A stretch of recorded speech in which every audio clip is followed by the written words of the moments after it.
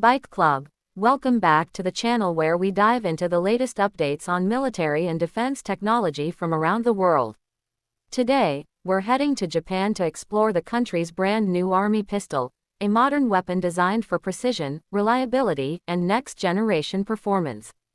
Let's talk about what this pistol is, what makes it different, and how much it could cost. Japan has long been known for its advanced engineering, high-quality manufacturing, and precision technology. From vehicles to electronics, and now, to firearms, Japan continues to innovate in the defense sector. The new pistol being developed for Japan's self-defense forces represents a major step forward in modernizing their small arms inventory. Until recently, Japan's military primarily relied on the Minabe P9 pistol, a locally produced version of the SIG Sauer P220. It served faithfully for decades, but technology has changed.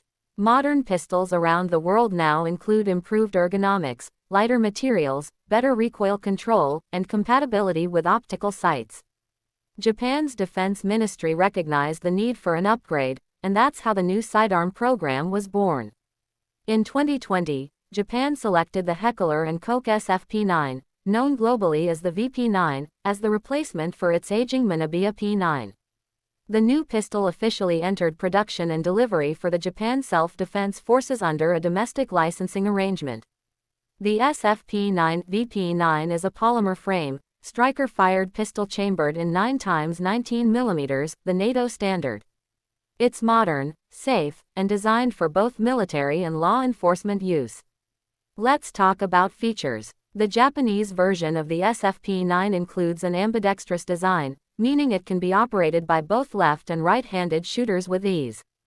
It also features an ergonomic grip that can be adjusted with interchangeable backstraps, giving every soldier a comfortable and consistent hold. The pistol includes multiple safety mechanisms, such as trigger and firing pin safeties, ensuring that it can be carried safely while remaining ready for quick action. The overall design focus was on accuracy, reliability, and safety, key priorities for Japan's self-defense forces. Another key detail is that the SFP9 uses a striker-fired system, which means a consistent trigger pull every time, unlike older double-action pistols that have a heavier first pull. This makes shooting faster and more accurate under stress. Now, let's talk about performance. The pistol fires the widely used 9x19mm parabellum cartridge, a standard ammunition type that balances stopping power with manageable recoil. The effective range for a trained soldier is around 50 meters, but its practical combat range is much shorter, designed for close-quarters defense. The pistol's weight is around 740 grams unloaded, and its magazine capacity is 15 rounds. It can be fitted with accessories like tactical lights or red dot optics, something that the older Japanese pistols couldn't support easily. In short, this is a world-class sidearm now entering Japanese service. Now the big question, how much does it cost? For government contracts, the price per pistol varies depending on the quantity ordered and the inclusion of accessories, spare parts, and training packages. However, according to estimates based on international defense reports, the H&K SFP9 used by Japan costs roughly $700 to $900 USD per unit on the commercial market.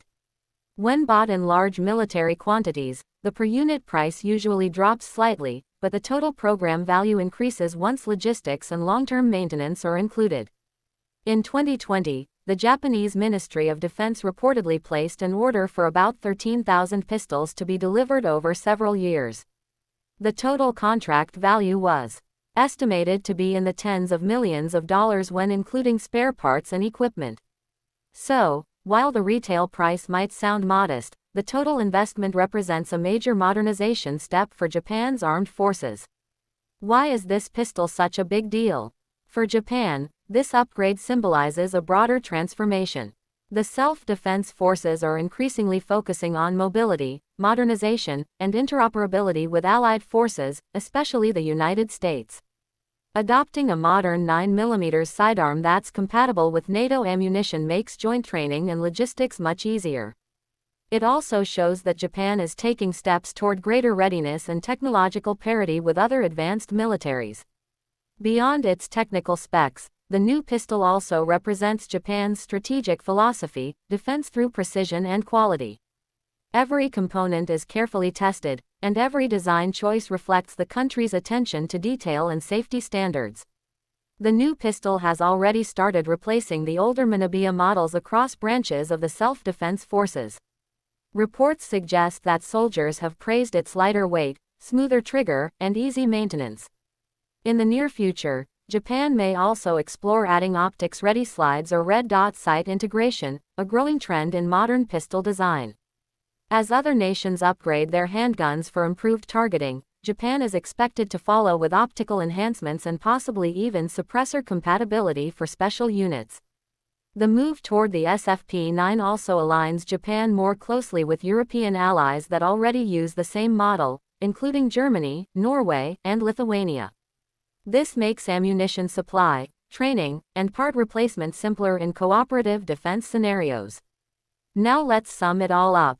Japan's new army pistol is a symbol of modernization, reliability, and strategic alignment with Western standards. It's lightweight, accurate, and cost-effective, all while maintaining the exceptional quality Japan is known for.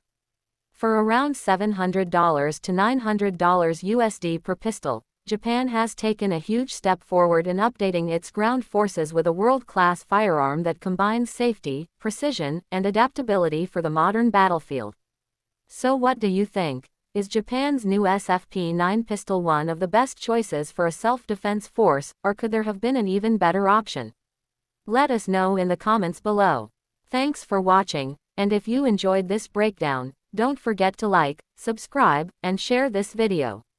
More military tech updates are coming soon. Bike Club, signing off. See you in the next video.